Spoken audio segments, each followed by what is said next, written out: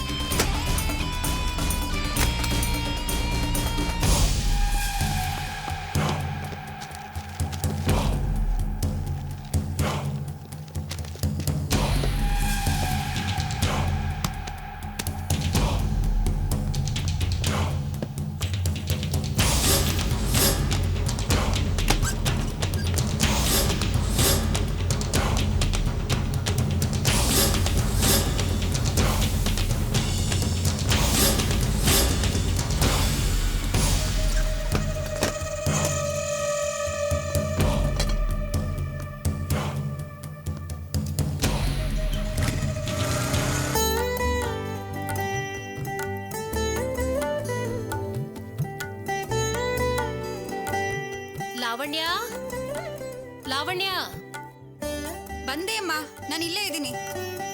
ಅಮ್ಮ, ಎಲ್ಲದಕ್ಕೆ ಯಾಕೆ ನೀನೇ ಮುಂದೆ ಹೋಗ್ತೀಯಾ? ನೋಡೆ, ಈ ಮನೆಗ್ ನಾನ್ ಮಾಡ್ಲಿಲ್ಲ ಅಂದ್ರೆ ಯಾವ ಕೆಲ್ಸನೂ ಆಗಲ್ಲ. ಎಲ್ಲ ತಾನಾಗೆ ನಡೆಯುತ್ತೆ. ನೀನ್ ತಿಂಡಿ ತಿಂದ್ಯಾ? ತಿಂಡಿ ತಿನ್ನೋದ್ ಮುಖ್ಯನೋ ಕೆಲ್ಸ ಆಗೋದ್ ಮುಖ್ಯನೋ? ನಮ್ ರಂಜಿತ್ ನಿಶ್ಚಿತಾರ್ಥನ ಚೆನ್ನಾಗ್ ಮಾಡ್ಬೇಕು ಅಂತ ನಾನ್ ಒದ್ದಾಡ್ತಾ ಇದ್ದೀನಿ. ನೋಡು, ಆರ್ತಿ ತಟ್ಟೆ ರೆಡಿ ಮಾಡಿದೀನಿ. ಹೋದ್ಸಲ ಚಾರು ಬಂದಾಗ ಆರ್ತಿ ತಟ್ಟೆ ತರೋದಕ್ಕೆ ನಿಮ್ಮತ್ತಿಗೆ ಎಷ್ಟು ಹೊತ್ತು ಮಾಡಿದ್ಲು. ಈ ಸಲ ಹಾಗಾಗ್ಬಾರ್ದು, ನೀನೇ ಬಂದು ಆರ್ತಿ ಮಾಡ್ಬೇಕು, ಗೊತ್ತಾಯ್ತಾ? ಸರಿಮ್ಮ. ರಾಜೀವ ಇಲ್ಲಿ? ಅಣ್ಣ ಒಳಗಡೆ ಇದ್ದಾನೆ ಅನ್ಸುತ್ತೆ, ನೀನ್ ಕೊಡಿಲಿ. ಅವರೆಲ್ಲ ಬರೋ ಹೊತ್ತಾಯ್ತು. ಈ ಹುಡುಗ ಇನ್ನು ಏನ್ ಮಾಡ್ತಿದ್ದಾನೋ? ರಾಜೀವ, ರಾಜೀವ, ರಾಜೀವ. ಏನತ್ತೆ? ರಾಜೀವ ಇಲ್ಲಿ?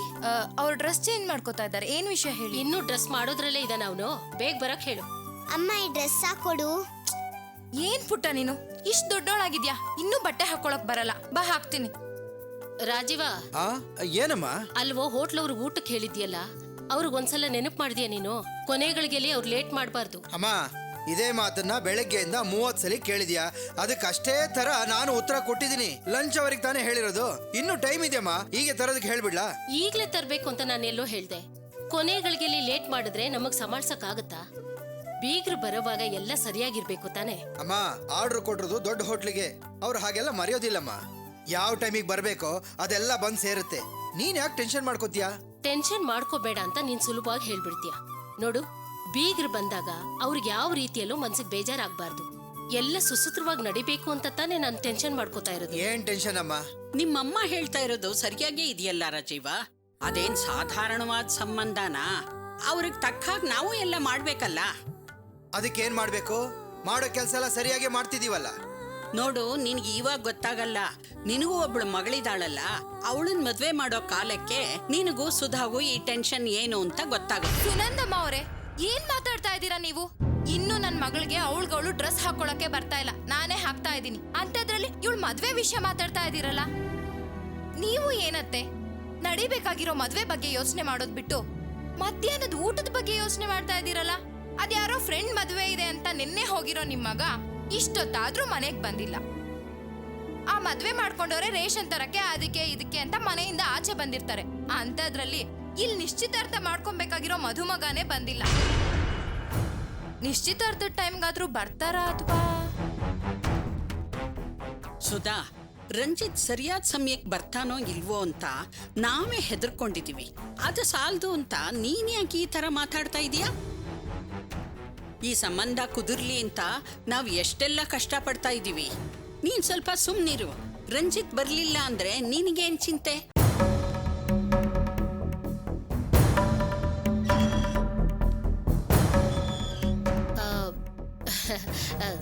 ಸುನಂದ, ಏನ್ ಮಾತಾಡ್ತಿದ್ದೀರಾ ನೀವು?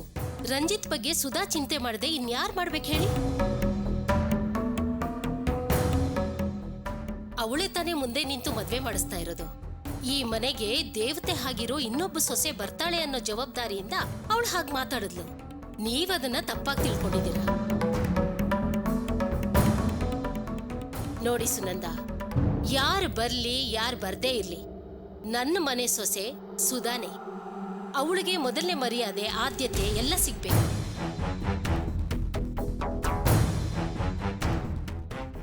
ಇವರಪ್ಪ ಬದುಕಿದ್ರೆ ನಾನು ಅವರು ಮುಂದೆ ನಿಂತು ರಂಜಿತ್ ಮದ್ವೆ ಮಾಡಿಸ್ತಾ ಇದ್ವಿ. ಈಗ ಅವರಿಲ್ಲ. ಈಗ ರಾಜೀವ ಸುಧಾ ತಾನೇ ಮುಂದೆ ನಿಂತು ಮದ್ವೆ ಮಾಡಿಸ್ಬೇಕು ಅಂದಮೇಲೆ ಅವರಿಬ್ರು ರಂಜಿತ್ಗೆ ತಂದೆ ತಾಯಿ ಸಮಾನ.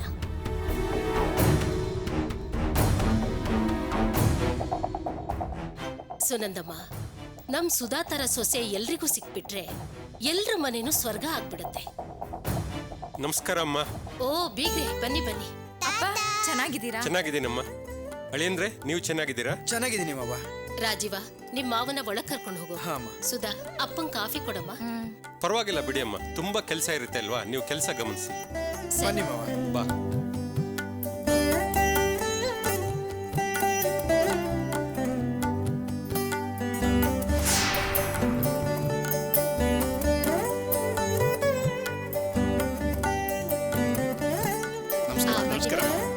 ನಮಸ್ಕಾರ. ಬನ್ನಿ. ಏ ರಾಜೀವ, ಎಲ್ಲಿದನು ಅವನು? ಏನಮ್ಮ ಇಷ್ಟೊತ್ತು ಎಂಗೇಜ್ ಬರ್ತಿದ್ದಮ್ಮ, ಈಗ ನೋಡ್ರೆ ರಿಂಗ್ ಆಗ್ತಿದೆ, ಎತ್ತಾ ಇಲ್ಲ. ಸರಿ, ಇನ್ನೊಂದ್ಸಲ ಮಾಡಿ. ಟ್ರೈ ಮಾಡ್ತೀನಿ ಅಮ್ಮ.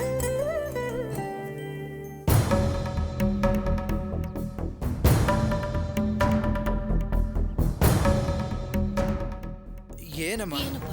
ರಿಂಗ್ ಆಗ್ತಾ ಇದೆ, ಎತ್ತಾನೆ ಇಲ್ಲ. ಮತ್ತೆ ಟ್ರೈ ಮಾಡ್ತೀನಿ ಇರು. ಅಯ್ಯೋ,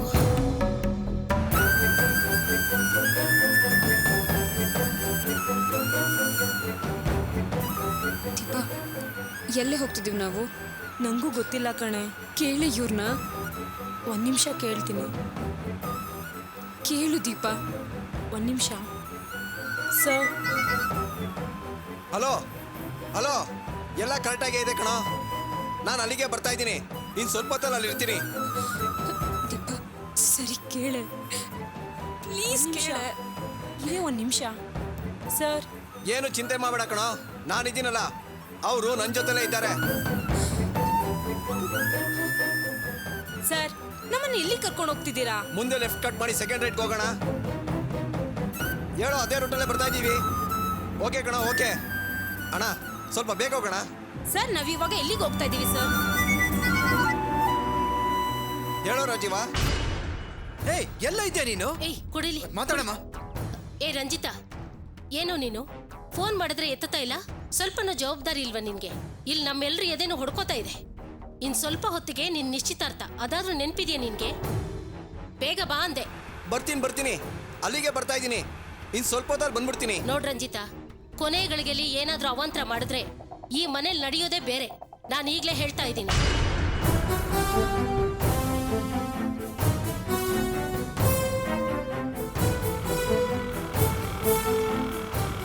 ಅಯ್ಯೋ ದೇವ್ರೆ, ಪುರೋಹಿತರು ಬರ್ತಾ ಇದ್ದಾರೆ.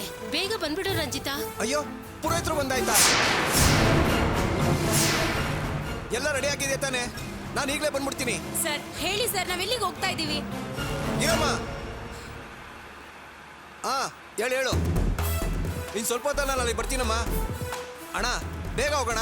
ದಯವಿಟ್ಟು ನಾವು ಎಲ್ಲಿ ಹೋಗ್ತಾ ಇದ್ದೀವಿ ಅಂತ ಹೇಳಿ.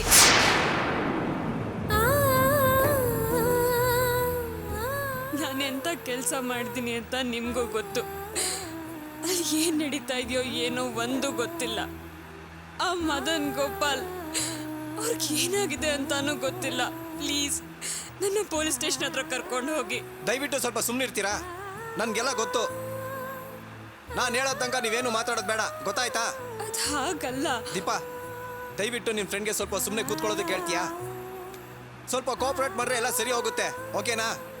ಹಲೋ, ಇನ್ನು ಸ್ವಲ್ಪ ಹೊತ್ತಲ್ಲಿ ಈಗ ಬರ್ತಾ ಇದೀವಿ ಕಣೋ.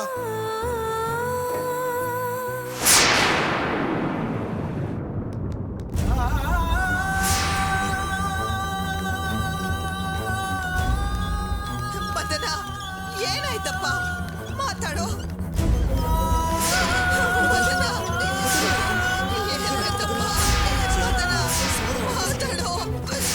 ಮದನ, ಹೇಳಪ್ಪ. ಅಯ್ಯೋ, ನನ್ನ ತಮ್ಮನಿಗೆ ಏನಾಯ್ತು? ಮದನ, ಮಾತಾಡಪ್ಪ. ಬೇಗ ಡಾಕ್ಟರ್ ಕರಿಯಪ್ಪ. ಡಾಕ್ಟರ್ ಕರಿ ಬೇಗ. ಡಾಕ್ಟ್ರೇ, ನನ್ನ ತಮ್ಮನ ಉಳಿಸ್ಕೊಡಿ ಡಾಕ್ಟ್ರೇ. ಅಯ್ಯೋ, ಅದನ್ನೆಲ್ಲ ಆಮೇಲೆ ಕೇಳೋರಂತೆ. ಮೊದಲು ನನ್ನ ತಮ್ಮನ ಉಳಿಸ್ಕೊಡಿ ಡಾಕ್ಟ್ರೇ. ಏನ್ ಕೇಸು ಅಂತ ತಿಳಿದೆ ನಾವು ಟ್ರೀಟ್ಮೆಂಟ್ ಶುರು ಮಾಡೋದಿಲ್ಲಮ್ಮ.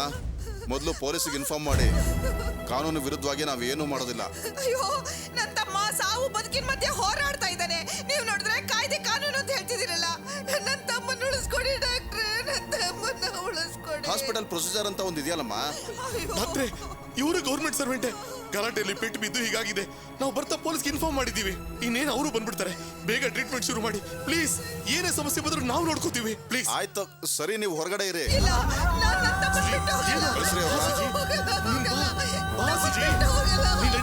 ಸಮಾಧಾನ ಮಾಡ್ಕೋ. ನಡಿ ಸುಜಿ, ಮಾತು ಕೇಳು.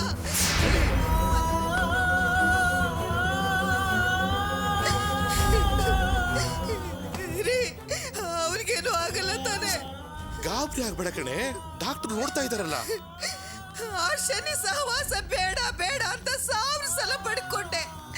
ಅವಳೇ ಬೇಕು ಅಂತ ಒಂಟಿ ಕಾಲಲ್ಲಿ ನಿಂತ ಹಠ ಮಾಡ್ದ. ಅವಳನ್ನ ಯಾವತ್ತು ನೋಡಿದ್ನೋ ಅವತ್ತಿಂದನು ಇವ್ರಿಗೆ ಒಂದಲ್ಲ ಒಂದು ಕಷ್ಟ ಇದ್ದೇ ಇದೆ. ಅವಳನ್ನ ಮದುವೆ ಮಾಡ್ಕೋಬೇಕು ಅಂತ ಮೊದಲನೇ ಸಲ ಹೋದಾಗ ಜೈಲಿಗೆ ಹೋದ. ಈ ಸಲ ತನ್ನ ಜೀವಕ್ಕೆ ಆಪತ್ತು ಅನ್ಕೊಂಡ್ಬಿಟ್ಟ. ಅವಳು ಯಾವ ನಕ್ಷತ್ರದಲ್ಲಿ ಹುಟ್ಟಿದವಳು ಆ ಶನಿ.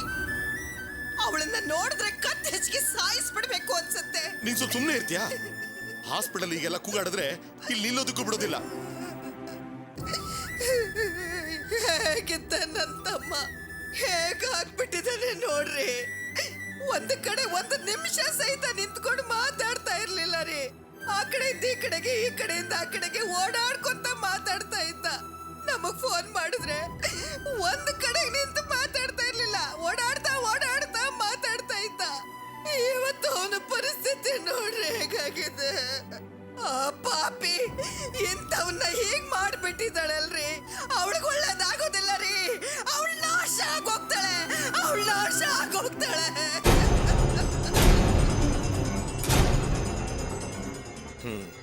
ಒಬ್ಳು ಒಳ್ಳೆ ಹುಡುಗಿನ ಮದುವೆ ಆಗಿ ಹೊರಟಿದ್ರಿಂದ ತಾನೆ ನಿನ್ ತಮ್ಮನಿಗೆ ಈ ಗತಿ ಬಂದಿರೋದು. ಮಾಡಿರೋ ತಪ್ಪಿಗೆ ಇರತಕ್ಕ ಶಿಕ್ಷೆ ಅಂತ ಕ್ಷಮೆ ಕೇಳಿದ್ರೆ ಸಾಯೋದಿಕ್ಕೆ ಹೊರಟಿರೋ ನಿನ್ ತಮ್ಮ ಚೇತರಿಸ್ಕೋಬಹುದು. ಅದು ಬಿಟ್ಟು ಅವಳಿಗೆ ಶಾಪ ಹಾಕ್ತಿದ್ಯಲ್ಲ, ಇನ್ನೂ ತಿದ್ಕೊಳ್ಳಿಲ್ಲ. ನಾಯಿ ಬಾಲ ಯಾವತ್ತಿದ್ರೂ ಡೊಂಕೆ.